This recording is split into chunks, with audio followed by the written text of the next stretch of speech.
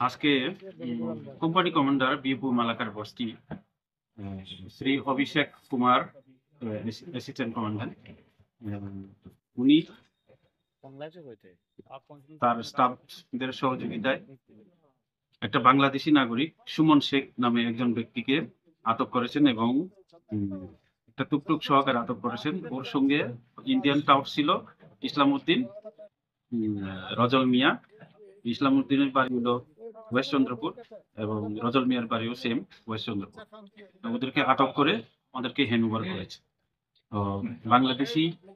Bangladeshi national Suman Sheikh তার থেকে প্রায় 22,500 টাকা বাংলাদেশি কারেন্সি রিকভার হয়েছে এবং আমাদেরকে হ্যান্ডওভার করেছে। একটি টুকটুক সহকারে টুকটুক আটকানো হয়েছিল।